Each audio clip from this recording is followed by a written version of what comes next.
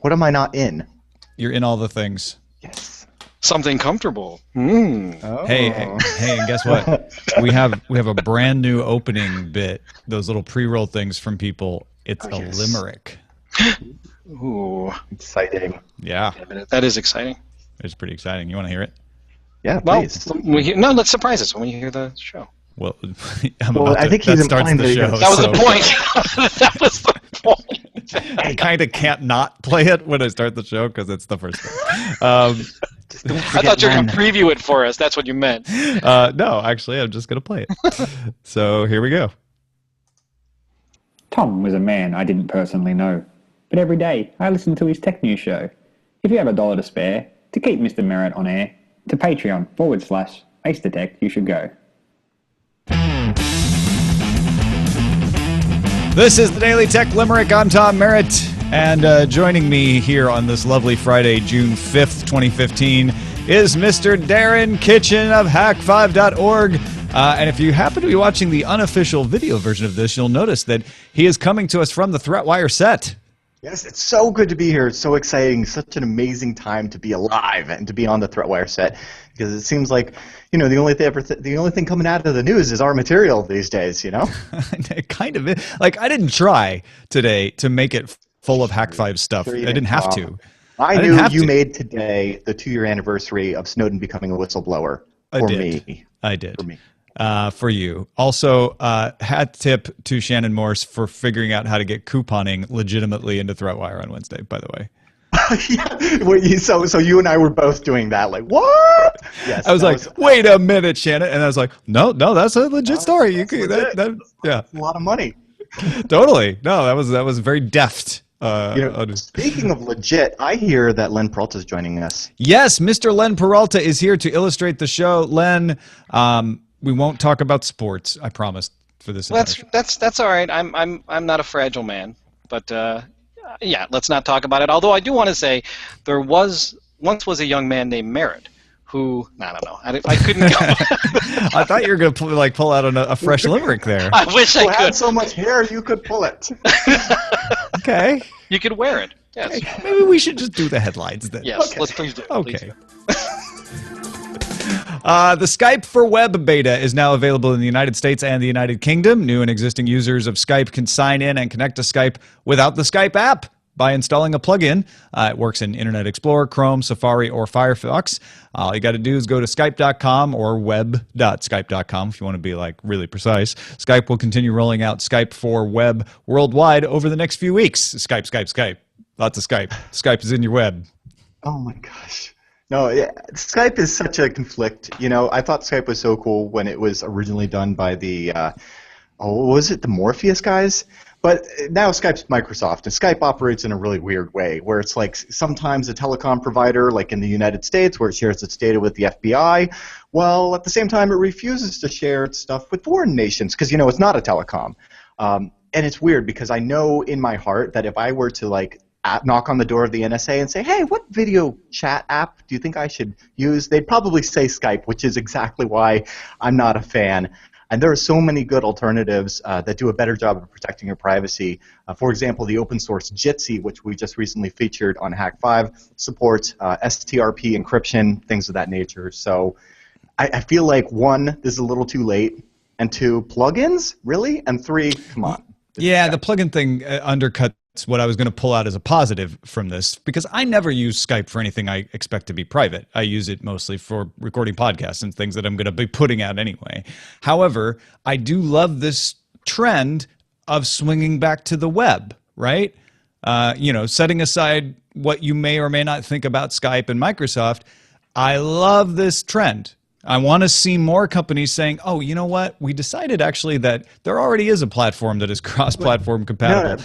And then, of course, we get to the plugin, as you said, and it's like, oh, well, then that's not exactly what I was hoping for. But at the point that you need a proprietary plugin, it might as well be a proprietary app. Yeah, I know. So really, well, it's just getting that cool. It's the right impulse, though. The badge. It gets to have that web badge without actually conforming to any of the cool things that are, I don't know, like HTML5 but standards. Even that makes me hopeful. Like, wow, they even want to pretend like they work cross-platform on the web. Like, it must be cool enough to do that again, finally. I don't know. Yeah, well, if it was really cool, it would be at WebRTC, but that's just how I feel. Come on, Skype. WebRTC up in this place. USA Today reports that Google will begin to report incidents involving its driverless cars on a dedicated website with the human driver details redacted for privacy. In addition to reporting accidents, google.com/self-driving car will give examples of how the cars adapt to everyday traffic situations and take some community feedback if you've got thoughts about it. After about 6 years of testing and 1.8 million miles driven, the Google fleet says it has been involved in 13 accidents, according to reports the company submitted to the Department of Motor Vehicles, and project leader Chris Umson noted that all of the accidents were the fault of other drivers. So if you were like, wait a minute, they're going to hide the drivers of these driverless cars, what does that mean? It means the people that cause the accidents, which are the other cars on the road. Right.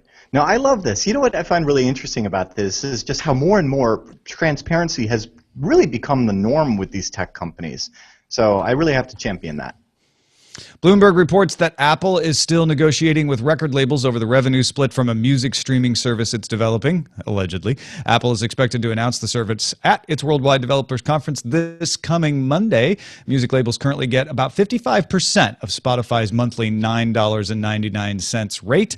Music publishers take about 15% of that. So the labels are supposedly asking Apple for 60% because they want a better deal than they cut with Spotify.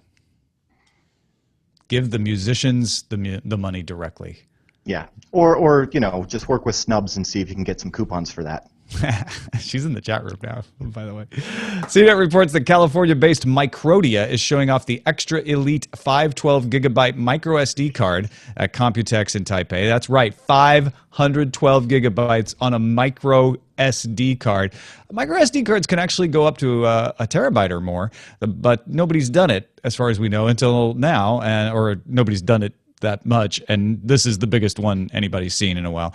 The micro SDXC card will use version 4.0 of the SDXC standard, which means ultra-high speed 2 bus speeds up to 300 megabytes per second. This is a gargantuan yet tiny flash storage device, and it's going to cost you a big price, $1,000, when it goes on sale in July. Ouch. But just imagine, though, you could accidentally inhale half a terabyte. That's good stuff. It's just under $2 per gigabyte. It's a bit steep. It'll come down. Anyway, this story will continue until the end of time, and I'll always have the same thing to say, which is we need a Beowulf cluster of these. Yeah, you always do, right? And granted, it'll be $1,000 at first, and then it will come down. I mean, the fact that there are gigabyte micro SD cards now, they used to be ridiculous prices, and now they're not. So to me, it's always impressive to be like, wow, okay, we figured out how to commercialize 512 gigabytes. That's awesome. That's fantastic. Yeah. The sad thing is most people are going to use exFAT as the file system on those, and that makes me cry. Yeah, I mean, they say that the one group of people they expect to actually purchase these at $1,000 would be professional photographers. Or do pro photographers use exFAT? Unfortunately. Yeah, all right. Yeah, a lot of these cards, that's just what they do. I know my Sony camera does that by default. No choice. VentureBeat reports that Google partnered with Adobe to make Flash more power efficient in Chrome. The Chrome beta now automatically pauses Flash content that it doesn't deem central to the web page, mostly those sidebar advertisements, while keeping central content playing without interruption. That's that YouTube video of cats that got embedded in the blog you're reading. If Chrome beta pauses something you want to see, you can resume playback, of course, just by clicking on it. Google expects the feature to make its way into a stable release as early as September, although you can go turn it on in the advanced content settings under privacy in Chrome right now. You know, when you first said this, I actually thought that what you meant was not central to the content of say it's an article on a news website. From what I understand, it just means that you would have to, say there's some Flash content down on the page. It's not going to really load until you scroll down there, similar to the way that some websites save a lot of bandwidth by not loading every image until you kind of scroll down to them. But now I kind of just wish that it would work the other way around, where it's just like, oh, don't even play the Flash content until you look at it. Like if it could do eye tracking? Yeah, bring it. Yeah, I'm into that.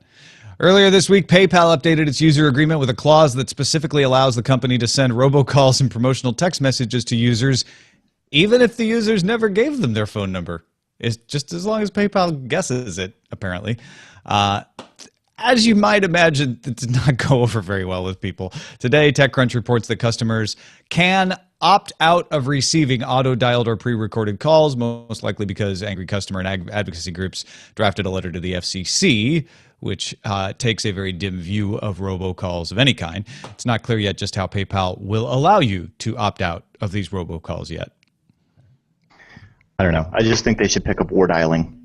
Yeah, I've already seen a few people saying, I'm not using PayPal anymore. A lot of times people say that and then they realize, well, the alternatives out there are not as good, or everybody wants to pay me through PayPal, so maybe I'll go back. But I think PayPal is definitely feeling the pressure here. Yeah, I think most of that always comes back to, and also Europe. And everybody in Europe nods their head in agreement. And Gadget reports researchers from the Sensor Systems Lab at the University of Washington in Seattle say they're able to charge a Jawbone Up 24 fitness tracker with Wi-Fi. The researchers inserted just enough noise into the signal to keep power levels steady without disrupting the data transmission. They didn't even see any speed drop-offs. Power over Wi-Fi, as they're calling it, can charge the Jawbone to 41% in 2.5 hours.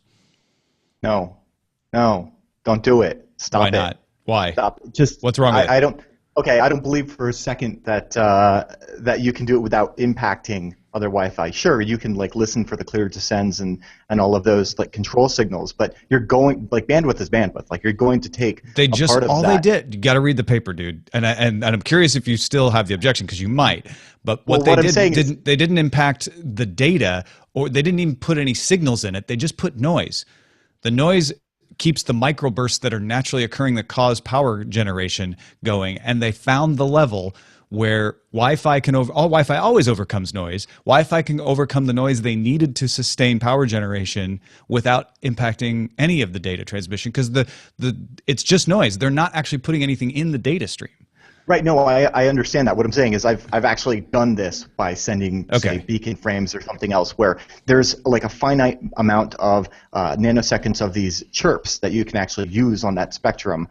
And if you use them all up, there's not enough for the rest of it. So what I understand is, yes, if say there was an existing network with say 5 users and this much transfer was happening, you could do what you're saying in a way that doesn't impact that. But the second a sixth person wants to come in, you have to so you think it has a capacity impact? That's what I'm saying. Yeah, I don't get me wrong. I love the concept, but maybe on a different frequency.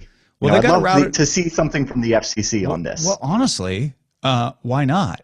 Why not build a router that has, we've got routers with dual frequency already. Why not build a router that can send, maybe we just deprecate 2.5 gigahertz and say that's for power generation and 5 gigahertz for everything else, right?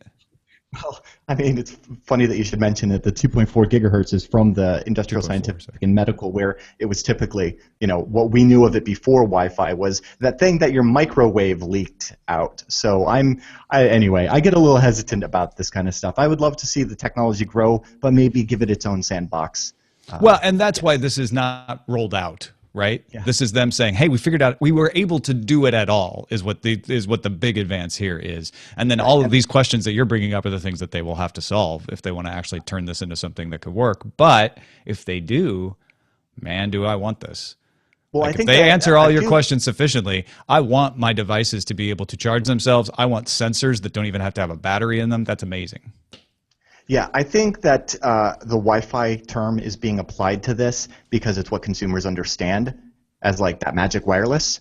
So maybe it just needs something else. All right. I feel like a grandpa here saying, "Get off my Wi-Fi," but No, you explained all your resistance, no pun intended, to this was explained when you said you've tried this, right? As soon as you get close to a topic like this, you're like, wait a minute, I know all the flaws. Well, what I'm saying is I have saturated a channel with enough data that nothing else can use that channel, and so don't do that. I don't know that that's exactly what they're doing, but anyway, I know you know more about this than I do, so I'm curious if you read this or if you read their paper, what you come back. That will be my homework. All right. Cool. DailyTechNewsShow.reddit.com is the place for you to submit a story or vote on the other stories and let us know what to talk about in the show. It's not like determinative. We don't look to just that. We look to all kinds of sources, including our own expertise. But man, is it helpful to see what you folks are interested in. For today, the top story was habichuelacondulce submitting the Engadget article on an attack on the U.S. Office of Personnel Management database containing 4 million records of current and former U.S. federal employees. The Office of Personnel Management, or OPM, is in charge of conducting background checks on federal employees. So that's some sensitive data. The U.S. FBI is in charge of the investigation. OPM will issue notifications between June 8th and June 19th to their employees offering credit monitoring and identity theft protection. The New York Times cites some researchers who believe the attack may have been conducted by the same people who attacked insurance companies Anthem and Primera's systems because, Darren, as I know you guys have reported before, credit card numbers not as valuable as they used to be. But man, building a whole profile that can get you some medical equipment or drugs or just, be able to impersonate someone very thoroughly with this kind of information, that brings in some high dollars. Yes. Also, this is one of the stories that we covered on ThreatWire today, which is out on hack5.org/YouTube now. But Tom, I must say, you missed the headline. See, the story goes, China hacks the U.S. government with Chinese hackers from China. Well, drinking out of China teacups. Do we know that? No, but that's the headline, and I actually have to applaud you for not mentioning China in this story. Well, because every security researcher says we have no evidence that this is actually the result of China. The only thing is the U.S. said it appears as if the attacks originated in China, which all attacks appear to have originated in either China, the U.S., or Russia. If you're a self-respecting attacker, you make it look like it came from one of those countries. Right. So anyway, I'm actually just applauding you for not bringing that into the discussion, and by doing so, I have brought it into the discussion. I appreciate the impulse, though. starfuryzeta chose the Ars Technica story that Administrator Charles Bolden said that NASA is looking into advanced propulsion technologies that could cut the 8-month journey to Mars in half. The technologies being studied range from solar electric propulsion to nuclear rockets. He just says, look, we need a little bit more money. And we could save a lot of money because the returns on this are great. If you cut the journey in half, you cut the amount of supplies you have to take to support people's journey to Mars, which then cuts the fuel and propulsion you need, which then cuts the amount of fuel you need because you don't have to carry the fuel you need to, it just like it builds on itself. So it's definitely worth the investment, and it's a good speech to listen to if you're into space stuff. Right. I mean, if you've ever tried to go on a really long trip with a spouse or something, that just you are inevitably going to pack too much. So stay nimble, pack light. Spsheridan picked the Wired story about a computer that developed a scientific theory without human intervention, other than creating the program in the first place. Scientists at Tufts University programmed a computer to develop theories when faced with a problem, and then biologists at Tufts University chose a 120-year-old problem of how sliced up flatworms are able to regenerate new organisms in the proper shape and proportion. They know how they're able to regenerate, but they're like, how do they make sure it regenerates as an actual flatworm and all the parts are right? The computer reverse engineered a solution on its own, did it in about 3 days using like its own logic to figure out how to run simulations, and they have published that solution and the details about how they created the program in the journal PLOS Computational Biology. See, scientists, just when you thought your job wasn't safe from robots. Scientists then realized what they had done and immediately deleted the program. Right? No, this is fantastic though, because at least at this stage, in all seriousness, this is the kind of program that can make scientists' job a lot easier. Is to say like, hey, this is the thing we're looking at. Basically, scientists could have done this on their own, but they wouldn't have been able to go through the permutations in their lifetime. They could have programmed the permutations for a computer to run that's not artificially intelligent, but that would have taken decades to make sure that, like, okay, now we've done this permutation, let's go to this one next. So they just cut out the middleman on that. It leaves scientists the ability to do more theorizing and applying and testing and reviewing. Yeah, I've seen what happens when you have the supercomputer do all of the permutations before with those big questions, and sometimes you just get 42. Yeah, other times you get the solution is not to play. There we go. And that's a look at the headlines. Hey, by the way, before we get into the main discussion, did you see Mr. Robot, the pilot from USA Network that they put up on YouTube for free? I know that it uses a Wi-Fi pineapple, Yeah. or at least that's what the directors who emailed me told me. Yeah, well, it looked like a pineapple, so I was good. That's one of the reasons I was Yeah, asking we you actually about just that. had to sign off on it. Okay. Interesting. Yeah, you got to watch it. Okay. I know they don't get everything right, but man, they worked hard to try. Yeah, it's really interesting that this has actually changed. I mean, it kind of goes along with what we're talking about, but like, it's changed our whole our whole culture, right? So Yeah. like hacking is like, used to be a dark art, and now it's just like an everyday thing. Surveillance used to be something that we did against Russia, and now it's like an everyday thing. Yeah. So. Yeah, our main discussion today is the fact that 2 years ago, Glenn Greenwald published NSA collecting phone records of millions of Verizon customers daily in The Guardian. It was the first of what we would later find out were a trove of documents leaked by Edward Snowden that are still producing news stories 2 years later. Yesterday, Edward Snowden posted an op-ed piece in the New York Times sort of claiming some partial victory, noting that U.S. courts have declared call tracking unlawful, which was the first story, noting that Section 215 of the Patriot Act was not renewed, although the USA Freedom Act, which is also a surveillance act, although more restrictive than Section 215, has been passed. The UN, since these leaks, has declared mass surveillance an unambiguous violation of human rights. Brazil passed its own version of an Internet Bill of Rights. Encryption by default has become the norm. More vulnerabilities are being discovered and patched because people are paying more attention.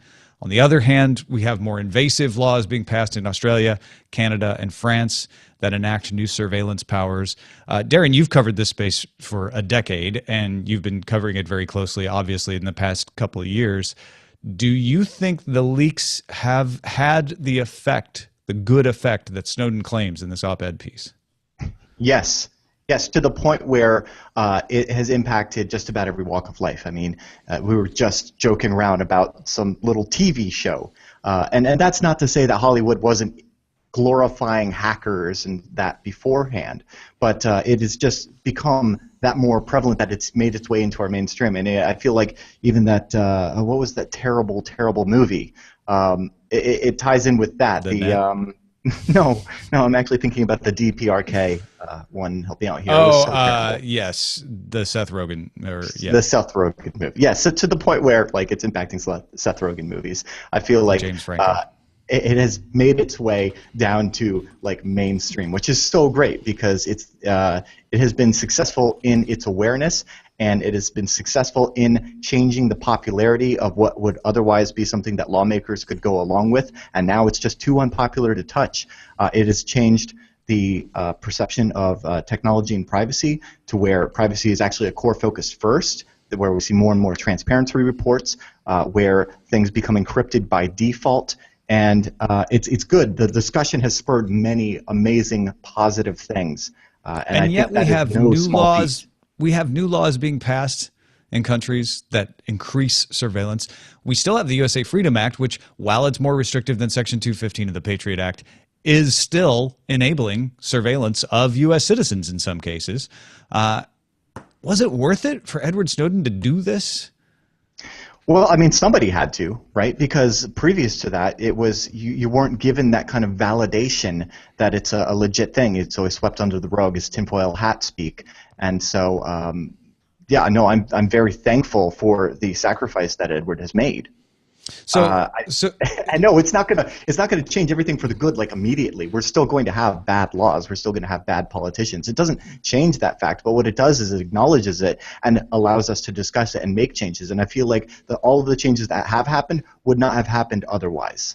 Now, and the other side of this is people out there that I've read today saying he hasn't changed anything. People are unaware of what's going on, and yeah, maybe temporarily we had a little sleight of hand change in the law, but we all know how that works. Give it a couple of years, and they'll be back to their old tricks.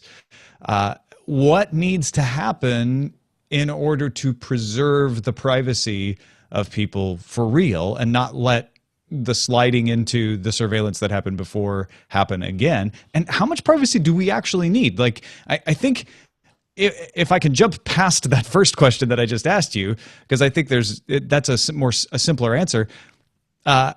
where should the line be? Like, now that we've realized, like, okay, that maybe was way over the line. I think most people agree with that. There are people who say, but I want them to be able to watch the bad guys. My personal opinion has always been, yeah, well, getting rid of encryption for all of us doesn't stop bad actors from encrypting. Surveilling all of our communications doesn't necessarily mean you're catching the bad actors' communications. And in fact, the U.S. has done a study commissioned by the White House that found that most of the surveillance did not lead to any kind of prevention of any kind of act. So, how do we decide how much privacy we need responsibly? Okay. That was a lot of questions, Tom. Let me land on the last one there. Okay, let me challenge that first one that you said, which is that, yes, a lot of people are unaware. I mean, if you've ever seen, for instance, I'm blanking on his name now. Don Oliver did a pretty good piece where he actually last week tonight, yeah. Right, he interviewed Edward Snowden, and leading up to it, there was like this kind of streeter-type interview in Times Square, asking people who Edward Snowden is, and a lot of people, the quote-unquote average Americans, like, oh yeah, he's the WikiLeaks guy, or being completely, just uninformed. And so yes, you're right. A lot of people are not aware, but what's important is that a lot of very important people are aware. For instance, the concept that you can get an Android phone or an iPhone that's encrypted by default is because of those people who have become aware and are making positive changes. So while your mainstream may not be as so you're saying mainstream awareness isn't the goal. Awareness by the right people is the goal, and that has happened. Right. Okay. Yes, and that has. On the other side, on the political side, you're absolutely right. We have seen, I feel like calling the small victories that we've seen baby steps is kind of belittling baby steps. Like it's minute. It's micromillimeter steps, right? Nanometer steps, to quote Tom Merritt. And we see the focus on things like metadata, shifting the focus onto something that's really just peripheral and esoteric and not actually the core of it, to get the same kind of party line debate going on that actually doesn't make any sort of change. So yes, there hasn't been enough good change on the politics side of things, but there has been enough good change on the technology side of things. And what you were leading at was the whole concept that, yes, people feel many different ways about what privacy is and how much we should have and where that line should be. But I feel like what it was before was you had very privacy-focused hackers, tinfoil hat people, things of that nature, right? And now it's just kind of like, especially with social media and this world that we live in now, where it's like we've all made those mistakes with privacy settings and things of that nature, that we're more and more aware of privacy. And so I think what's changed is we actually get to have that discussion, whereas before it wasn't being had, or it was being had, but it was in a secret court, and we didn't weigh in on that. And so, yes, that line needs to be defined, and that line is going to be different for everyone. But at least we're having that conversation, and that's really a beautiful thing. Yeah, no, I 100% agree with you that we should be having that conversation. I also believe, and you may not agree with me, and that's fine, that our intelligence agencies should have the right to watch, to be able to see things that are in public. And so there's not a threat of them not having that power now. So I think it's a false debate to bring that up. But as a backstop, I'm like, I'm okay with them watching public as long as I have the right to encrypt my things, as long as I have the right to be private, because the bad guys, the bad girls are going to have the right, are not going to care about the right. They're going to make their stuff private. So of course, law enforcement should be able to watch what is in front of them, because as we saw recently in Syria, people screw up sometimes, and they make things public that they shouldn't have, and you can take advantage of that, and that's where you get the victories. So I am also of the belief that we should allow people to encrypt everything that they want. And I also don't think that companies should be compelled in most cases without clear warrants and public court supervision to hand over bulk amounts of information without a clear reason why. But I understand, I very much sympathize with intelligence agencies and law enforcement about the fact that they say, well, wait a minute, that's really crippling us. We do need to have more than that, and we can act responsibly. And I would like to hear somebody in the audience who's from that side, especially anyone who's experienced. I know if you're really experienced, you probably can't talk about it, but to make the case of like, hey, give us this much, and it really doesn't trample on your rights and helps us out a lot. That's that line that you're right. Having this conversation has allowed us to get to the point where we can talk about where that line should be. Right. No, don't get me wrong. I've never, I accept surveillance. I think it's beautiful that we have the technology to protect ourselves, like encryption and things of that nature. And I feel like it's very much a balance, especially as the modern society that we live in, to be an active part of it. You're kind of like, urged to use social networks and things of that nature where your thoughts no longer are owned by you or protected by you, and they're the interests of the organizations that may or may not have your best interest in mind and may be coerced by the government to give your thoughts to them. I think what you're talking about is the concept that, well, yes, it is amazing that we have this technology that can enable us to have privacy, and when I say us, I mean everyone across the board, good people, bad people, to decide how you pass judgment. But it's kind of like, okay, at one point, nuclear weapons were developed, and we had this technology. But how do you use that technology in a socially appropriate way, if there is such a thing? Right. You know what I'm saying? So I'm not equating technology to. I'm not saying it's bad, like nuclear weapons. What I'm saying is there's been times in the past where suddenly, as a humanity, we have developed technology that is empowering. I mean, nuclear technology will get us to Mars, right? And possibly destructive, and just scary and amazing. And so this is kind of like that. But I'm of the opinion, encrypt all the things, and don't let them water it down, and don't let them break the technologies and keep us back. Right? I'm more of the opinion of the United Nations that's like, give everybody the strongest arms possible in this. Yeah. Anyone who wants to break into your encryption doesn't have your interests at heart, for whatever reason, they say. Right. And for that reason, I asked Darren to make our pick of the day and give us some encryption picks, things that are good for you to use to encrypt all of your things.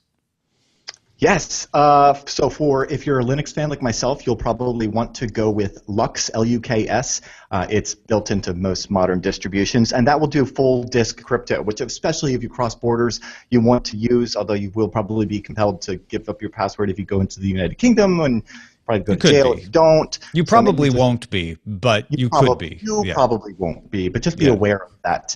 On the Windows side for full disk encryption, the Discryptor is a really good. It's been vetted by the EFF. It's open source. That's another good one. Personally, for volume encryption, I like EncFS, ENCFS. It lets you do just small volume, similar to like TrueCrypt, and you can use those in conjunction with sharing services like Dropbox, and that's also Windows and Linux. And I'm not much of a Mac guy, so I don't really have anything on that end. So I'll throw in File Vault built into Mac. In my experience, works great. I have not seen anyone say that it has any significant flaws. Not that anything is flawless, trust me. But File Vault seems to be the best way to go with OS X. Yes, and as far as messaging, I should probably also put out there that Text Secure is really the way to go. And EFF.org/secure-messaging-scorecard, we'll put a link in the show notes. They have EFF does an amazing job actually breaking down, not just if it's encrypted, but if it's encrypted in transit, and if you can verify a contact's identity, and all of the other things that you're going to want to know about messaging. And there are a lot of amazing technologies, and actually, it's not, a lot of which are like far and beyond just the PGP. So Text Secure is my kind of go-to for secure text messaging. and that's one that gets all the checkboxes, and I'll go ahead and link that in chat. Send your picks to feedback@dailytechnewsshow.com. You can find my picks at dailytechnewsshow.com/picks. Just one message of the day, and it is a voicemail from Joshua, I think fittingly in the theme of this show. He's got a little bit of a tinfoil hat thing going on about Google Photos. He says he hasn't heard anybody else say this, but I know I have heard other people say this. You're not alone, Joshua. Hi, Tom and the gang. Just sort of starting to get to the Google I.O. stuff, and everyone's been raving about the Google Photos. And I've been sort of thinking about it. Can you imagine all of the data that Google is able to get, much more personalized information than ever before, by looking at the photos that you take? So, for example, you take photos, you tag, okay, this is my child, right? My child is 3 years old, or this is my Apple Mac that's sitting there in the background. This is a Coke can sitting here on the table, right? They all of a sudden will be able to analyze these photos that you're taking and determine the kinds of brands that you're into and begin very specifically targeting advertising to you and selling that advertising information potentially to other advertising agencies, which concerns me. I don't know what Google's policy is on selling user data and how randomized that is, but in a day and age where privacy is a bit of a concern for me, I find this to be a little bit troubling with how good image recognition is getting when we're talking about targeted advertising. Anyway, just a perspective I haven't heard anyone else talk about. Anyway, love the show. Bye. You are not alone, Joshua, although actually that's very implied because there are so many crickets around you. It was actually soothing. Yeah, it really was. You know what, I must say, so then the next step is, right, catalog the audio signatures, and now we know that you live in an area with crickets, so we can start sending you advertisements for iguanas, which love to eat those. I do think that that might be helpful for him, right? I don't think advertising being more targeted is my fear on something like this, right? I actually want that. If I have to ever see advertising, I want it to be something that I'd be at least interested in knowing about. That's what advertising is supposed to do. What I do fear is everything else he said, which is image recognition, creating more information about you and then selling it to other people like that. All of the rest of that and used for even more nefarious purposes is what disturbs me. Yeah, well, this technology has to evolve if we're ever going to have robots that can actually make sense of their environment. So by using a massive data set that is Google's image library of everybody's photos, that gives them that data set to really increase that, kind of similar to how we used in Google Voice the translation thing, and that actually made Google's services better, where I can actually use Google now and talk to it and say, give me directions to the nearest taco joint, and it works. Yeah, so it's a trade-off. It's Whenever you're giving your data not to just anybody. this, but where it leads. Yeah. Twitter.com/hack5Darren, HAK5DARREN, and of course hack5.org for ThreatWire and Hack5 and Metasploit Minute and more, HAK5.org. What do you guys got going on over there these days? Oh my gosh, so much good stuff. We just did a ThreatWire talking about China getting blamed for all the hacking. Yep. Big hacking stuff. I don't even remember. I just shot it on this beautiful set here. But go ahead and check out ThreatWire. It's done by Shannon Morris and Patrick Norton and myself. We're rounding up the security, privacy, and internet freedom news 3 times a week. It's lots of fun. You can find all of those at hack5.org, HAK5, and on YouTube. And we're coming up on 200K, so we're very excited. Oh, and we're going to be turning 10 years old in August at DEF CON.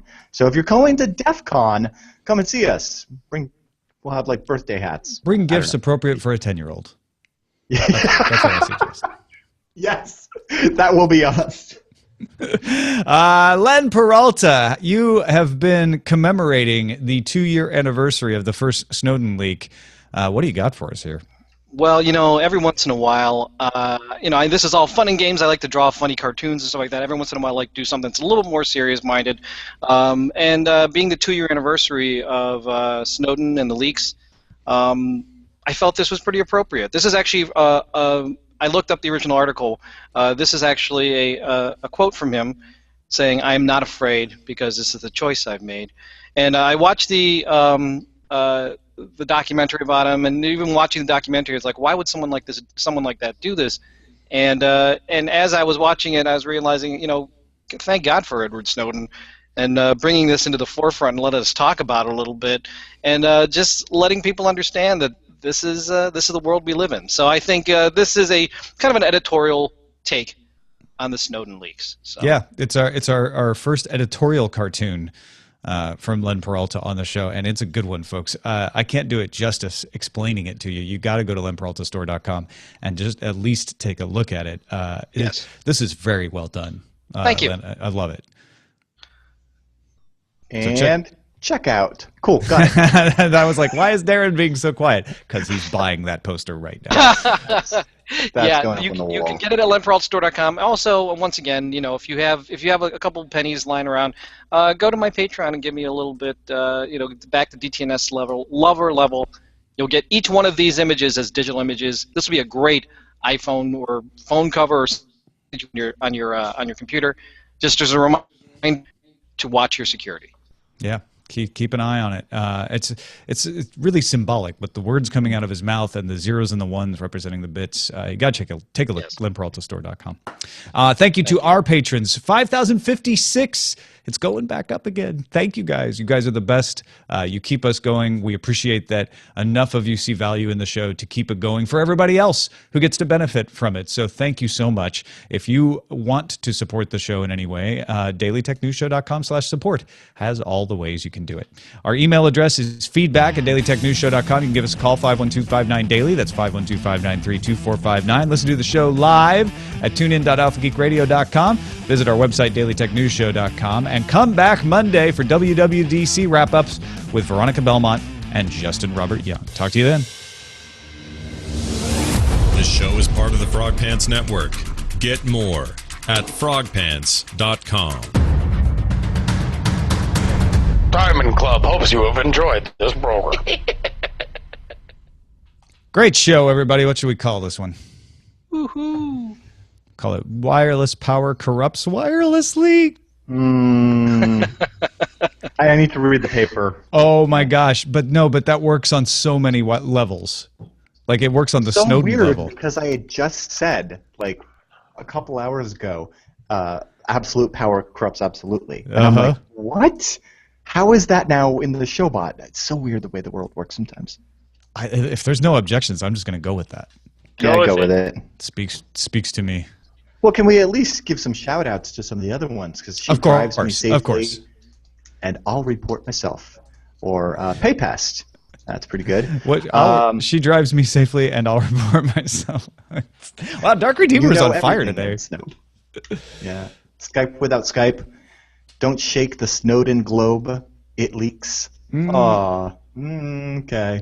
You know what? Actually, when you read the first Glenn Greenwald headline, my initial thought was, okay, how was he able to exercise that much restraint in that the headline was about Verizon collecting phone records, and the headline was not, because he had just received all of this data, and Glenn Greenwald didn't go, OMG, WTF, BBQ. Like, yeah. How did that not happen? Seriously, it is stunning to me, because I remember when that was posted, my honest to goodness gut reaction to seeing that headline in my feeds was, yeah, we knew that. Why is this a big revelation? Because I hadn't read it yet, so I didn't realize the extent he was describing, and it just seemed like, I don't know, Verizon, working with the government, of course. People have been alleging that for years, and it wasn't until you dug into it that you're like, oh, wait a minute, he's got papers. This isn't just a source saying. Like, he's got seriously buried the backup. lead. Yeah, I remember some of my friends' gut reactions being like, well, good thing I'm on Sprint. I'm like, totally missing the boat. Right. Well, ever since was it the V chip was being kicked around? You're talking about the V chip for televisions, which would prevent children from watching anything over PG-13 or whatever. There was controversy that it was doing other things too, or would be, and so I don't know. I've always been of the belief that it was always a case of not if, it's just whether or not you would be caught doing something that they might think you were not supposed to be doing. I don't know. I've always just exercised extreme caution on doing anything over any sort of telecommunications network. Well, if your job is to sell ice cream, you're going to try to sell ice cream at every opportunity. And if your job is to foster a surveillance state, you're going to try to foster a surveillance state at every opportunity. I haven't heard anything about the V chip and that, but no. I'm saying that for me, ever since that, I've just always been under the belief that that's always been the case. I'm not saying it's right or I agree with it, but when I heard about all that, I wasn't shocked nor surprised. Nor was I surprised when they revealed PRISM and the rest of it. I know how intelligence works. It's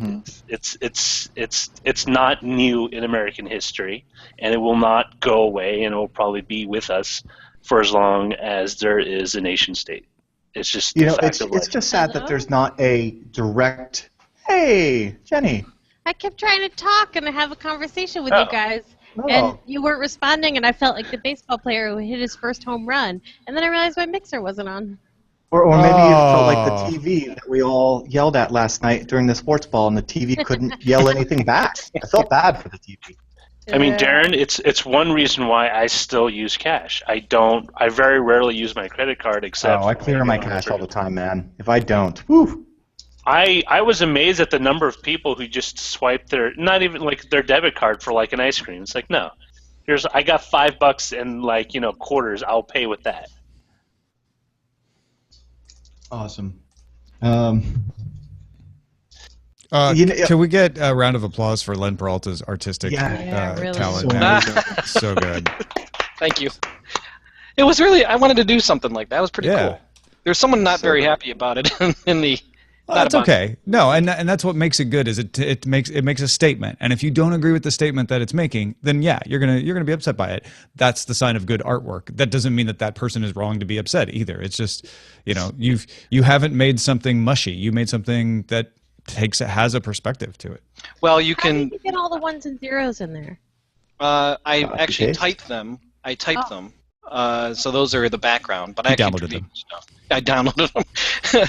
No, I mean, you opportunity. ASCII to It'd be great if all those ones and zeros said something. I know. Oh, you know what? You can only do so much in half an hour. There's so much I wanted to do, but it was pretty cool. Why can't you bend space and time to? Have you guys watched the Snowden documentary, by the way? I have not. It's pretty interesting. Watching it, you're kind of wondering, like, why is this guy doing what he's doing? And then you just sort of like, there's like this distrust of him. But then, like, when why would you just leave your family and or you're not even didn't have a family? Well, yeah, I guess his parents and stuff like that. He wasn't married. Why would you do something like that? And then you watch the rest of it, and you're like, okay, I get this guy. It's pretty amazing. It's a really great documentary. I watched it. The keeping a copy of the Constitution on his desk. Yeah. I was kind of amazed that, actually I'm not amazed, but I would say disappointed that immediately the story became about the man. And I applaud him for really keeping silent for a long time. Yeah. Trying to I know he does a lot of appearances and stuff now, which is good. But. that goes back to what we can grasp in any given story, and really, when you're talking about trying to make this very complicated issue understandable to a lot of people, it's hard. It's a hard thing to say, and to make those. And the one thing I would disagree with you, Darren, is that I think those mainstream people are important. It can't just be some technorati that's now more aware and everything's great. Like, it has to be everyone. Everyone has to be aware of these security issues. And so I would say that the media's one thing is that they always focus on personal story over complex because that's what you can get in a minute and 50, right? Of a news piece. So that would be why that happened, I would imagine. Also, he's like a compelling looking guy. He's got what is it Adam Curry calls it? Brand Snowden glasses. not to start that debate, but I would say back to you, Jenny, that yes, it's not just the tech elite, the developers that are creating this stuff. The mainstream is important too, and I didn't want to make it seem like I was putting them down. What I feel though is that everyone needs that choice, and it seems to be the tech developers that are giving us that. And I don't want to force encryption down anybody's throat any more than I want to force plain text passwords on anyone. Yeah. Going back to the whole Snowden, like the keep pointing the finger at Snowden thing, and that initial reaction to paint this picture about the guy and the glasses and all of those things into that brand, I think that says a lot about humanity and our need to blame. I don't know if blame is the right word, but attribute. I mean, here we are in the story with the massive U.S. government hack, and all of the headlines are China this, China that. And it seems like whenever there's a hack or something like that, immediately the first thing that people inherently want to know is, who do we blame, right? So I'm just giving credit to Snowden to acknowledging that and trying and doing as best as he could to just disappear from that conversation. Right, because you could very reasonably not like anything about Edward Snowden or how he went about this, and yet at the same time realize that this is a good conversation to have. And I think Snowden realized that and didn't want to become essentially a political football where you either liked or didn't like him, and therefore that decided how you felt about surveillance. Because he knew that people would think that he did the wrong thing, and no amount of discussion was going to change their minds. But he wanted them to see anyway that even if they thought he went about it the wrong way, that there was an important issue for them to discuss. Yeah, I mean, the problem is, and we're doing it right now. We're talking about him, right? Ultimately, and it's. I mean, that's how much. That's how. It's... Damn you and your logic, Roger Chang. Well, no, it's easy to gravitate to people. It's hard to gravitate to nameless organization or faceless you got to put a organization face like to it. It's easier to put a face to something. The problem is fundamentally a majority of people don't understand what the consequences are. They don't have a first-hand appreciation of what it means. Right, and so I mean, it was one reason why the environmental movement went through such a radical change, is because a lot of people are like, well, so what if I dump plastic in the trash can and it floats out in the ocean and kills a turtle? It's like they don't see the effect. It's not impressed upon them. Right. And so I mean, what ends up happening is there's a lot of people that talk, but they talk at a level that most people don't care to understand because it's not something they deal with on a day-to-day basis. So for them, it's as esoteric as talking about, an outbreak of a virus in, West Africa, or, the collapse of an Eastern Europe country's economy. It just doesn't apply to them, or they don't see it applying to them. And I think part of the conversation needs to be, I think, a less kind of a rhetorical that's been going on, and more of a, I know, Darren, you want to jump in and beat me over the head. No, I don't. But I think it is one of those things where it's just like, okay, let's cut away the politics. Let's cut away the jargon. Let's cut away, people telling you why you need this, and then just explain to them in terms that they really kind of understand. Because it's all fine and good to say, well, your privacy is this, privacy is that. But when people are putting half-naked pictures of themselves and compromising positions on Facebook or tweeting, lewd or inappropriate comments, it's the societal, equivalent of, it's like, well, I don't care. Yeah. Cue John Oliver. So, Roger, as an example, if you were peeking in my window, I would really take offense to that. If you were always right outside my window, peeking in on me, I personally wouldn't and yet that's exactly what it feels like No, with the NSA, and you can't change that feeling. I totally understand what you're saying. Believe me, I'm on your side. Oh, And no, what I'm saying is, I'm not arguing with you either. I'm just saying, like, with the apparatus, there is that, it does not have that face where you're like, that's the guy peeking in my window. Well, you don't have the face, but you don't have the feeling because it's not over your shoulder in the way you. I mean, we're social beings, and we respond to social cues when we're around. Not just other people, but other living things, because that's how we'd evolved. So out of sight, out of mind. Out of sight, out of mind. People don't necessarily focus on it when you have a litany of other things on your to-do list for that day. Like, I got to pay bills, I got to pick up the kids, go to the doctors. There's all these things. Something that seems to be somewhat a little. I guess in certain minds, just academic. Like, I'll give you an example. Let me take this out of the realm of the abstract and give you an example. Yeah. Without kicking off another debate, there is a divide between parents who believe that their children should be vaccinated and parents who believe their children shouldn't be, right? That's a societal divide, right? And I bet you there are a lot of emails written about it, okay? Nobody thinks about that in terms of the NSA and privacy, right? But what if all of a sudden there was a law passed which absolutely said 100% that every single child had to be vaccinated for every single thing, and if your child isn't vaccinated, you're going to jail, and now the NSA has all the information about all the emails you sent about whether you choose to or not to vaccinate. Now substitute that issue with every single other issue that ever existed that you actually care about, and if the opinion of your legal governing body suddenly changes about whether that stuff is legal and illegal, and like we all hope we have a reasonable government, and we all hope that that never changes, but if they decide it, then all that stuff that you said, I don't care about, I don't do anything wrong, I don't blah, blah, blah, all of that is now relevant. I don't know.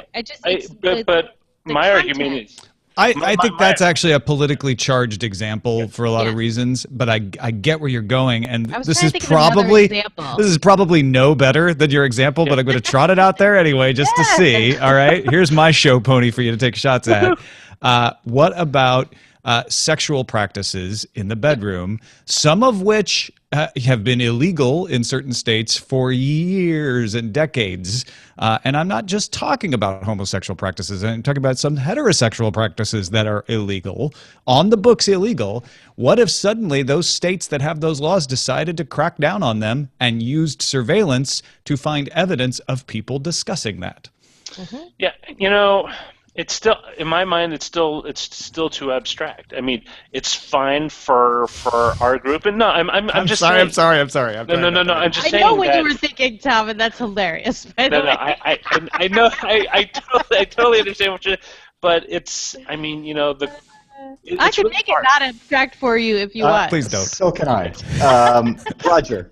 I totally hear you, and what you're saying is it feels really abstract, and I'm just going to let you know this is the way that I feel about it. Maybe stems from kind of the culture that I live in, and totally. Like for example, today, and we just talked about this on ThreatWire, was that the NSA was secretly authorized to monitor domestic internet activity for signs of foreign hackers, and then that same authority was expanded to mean any cybersecurity threat, any hacker, and of course hacker is not defined. And as someone who has been called a hacker, as somebody who identifies with that culture, and not just myself, but many people who write code or are just peripherally involved with that culture, then it feels personal, and then I do feel, when I'm sending that email, this one's plain text, one for the man, yeah, that's where I get here, and it doesn't feel abstract.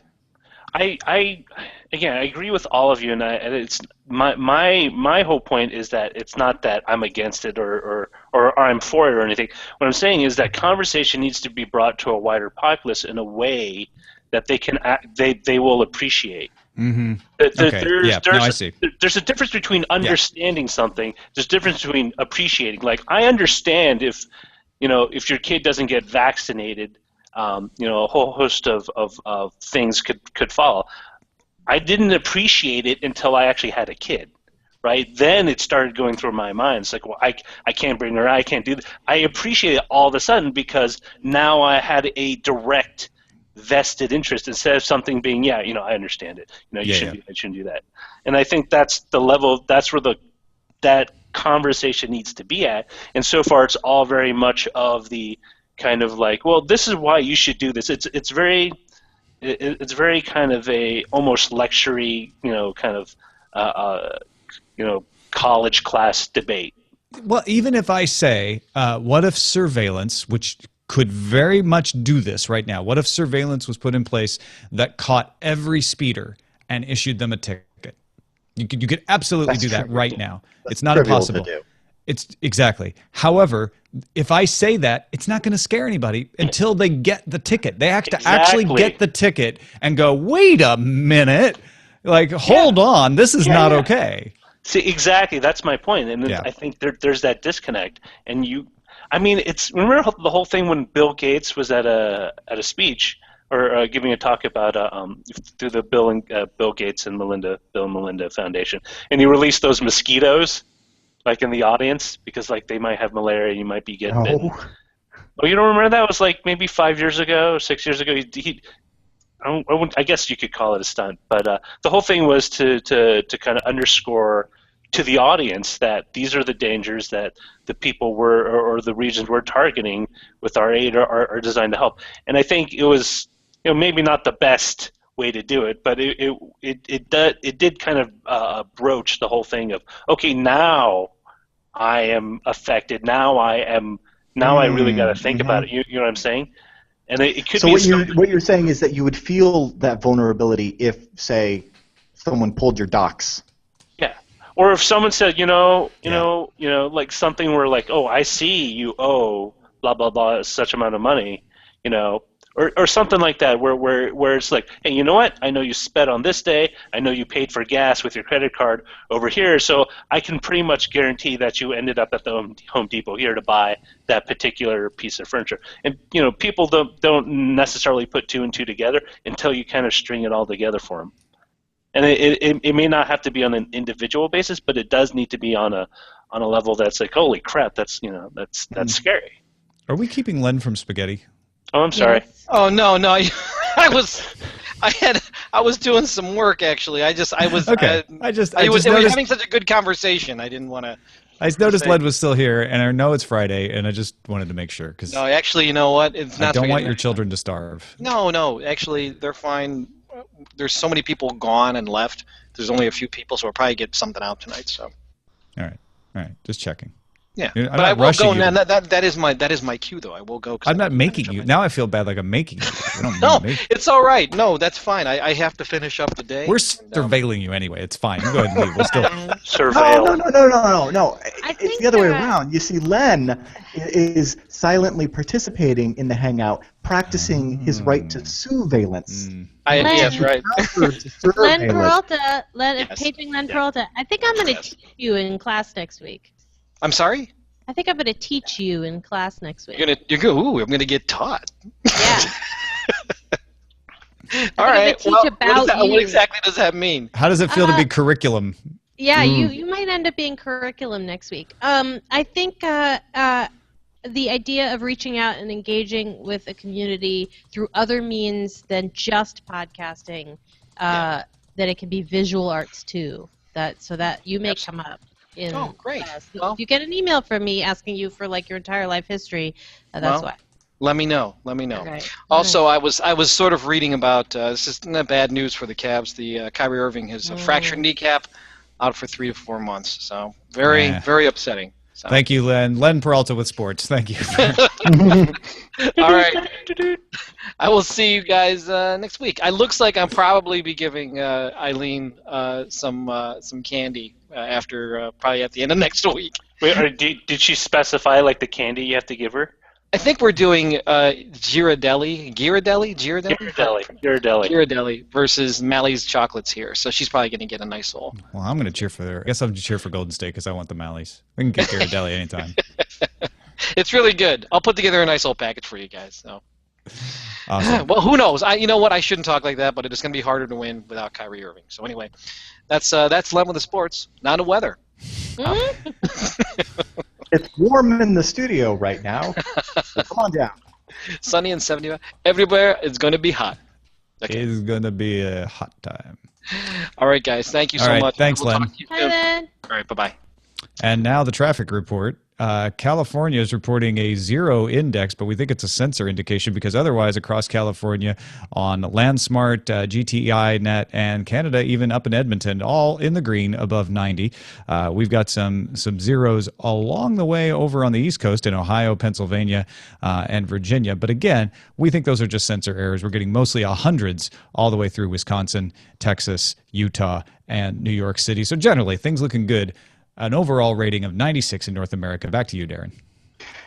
Thanks, Tom. We're getting about a 16 to 18 millisecond delays with 53 time to lives pinging 8.8.8.8, which is pretty good throughput for the Wi-Fi. It's 802.11g. So all clear here. Trace routes are reporting no backups at the balancer, and we're able to get out of sfba.comcast.net in 8 or 9 hops before hitting the iBone and down the coast. That's great. Keeping you flowing on a Friday evening. That's it. I'm out of the post. Stay tuned for Current Geek, immediately following the best of Vogon Poetry live from Carnegie Hall. Vogon.